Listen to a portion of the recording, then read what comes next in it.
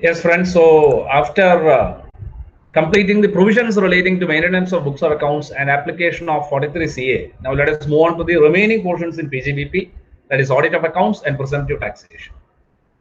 So first, let us see the provisions relating to audit of accounts under 44AB. So what does 44AB actually state? It's obligatory for persons mentioned carrying on business or profession to get their accounts audited before the specified date by a chartered accountant if conditions mentioned are satisfied. So mandatorily accounts are to be audited by a CA on or before specified date by certain category of persons carrying on business or profession. So to whom this applies? For persons carrying on business, if their turnover exceeds 1 crore during the previous year. Now, if eligible for claiming presumptive taxation, opting presumptive taxation under 44 AD, and turnover does not exceed 2 crores, then those persons need not get their accounts audited.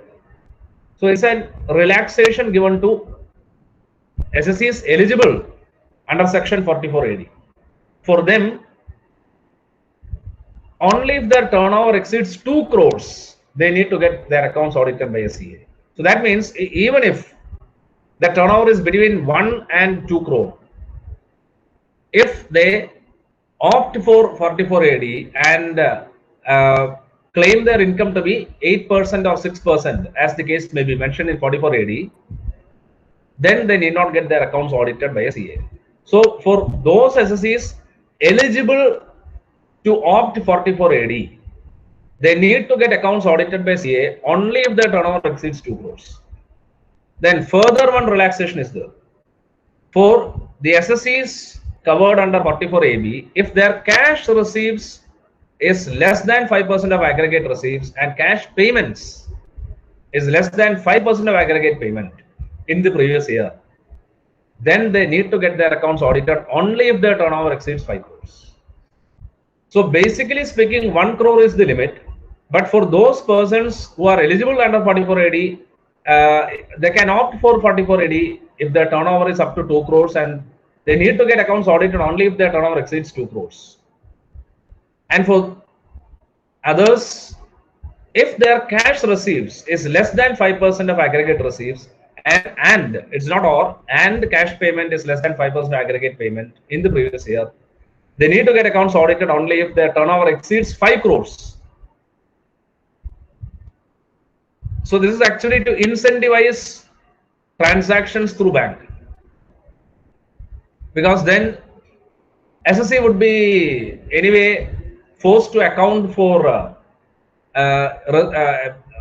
the incomes accruing and expenses made once it is routed through bank. So that is why a higher audit limit has been specified there.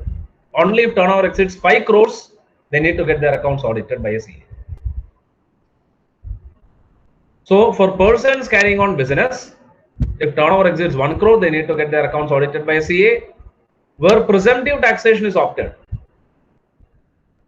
where a person is eligible for 44 AD and opts 44 AD, they need to get their accounts audited only if the turnover exceeds 2 crores.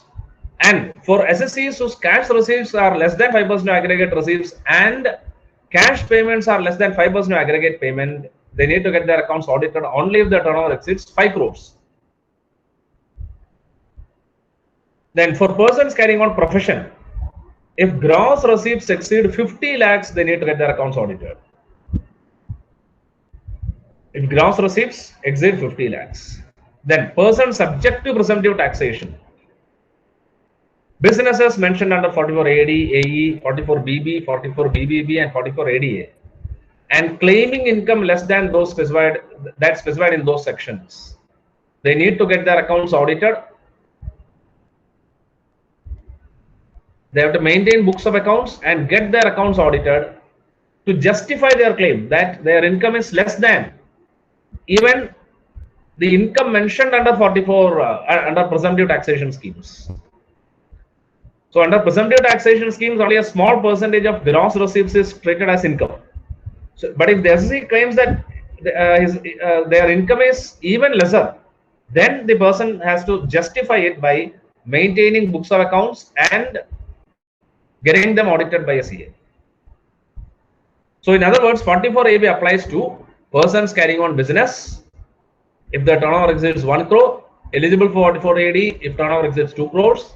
And for every assessee with not more than 5% of aggregate receipts and payments in cash, if the turnover exceeds 5 crores.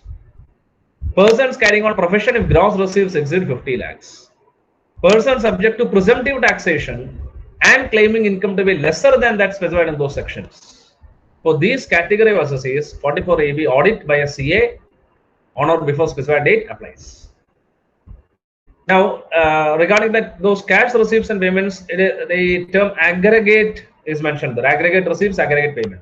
Now, it means that even loans taken, loans repaid, they are covered. It is not just sale or purchase covered though. It is receipts and payments. Every kind of receipt and every kind of payment, capital or revenue, they are covered. So it is basically to nudge the assessee to route the transactions through bank account.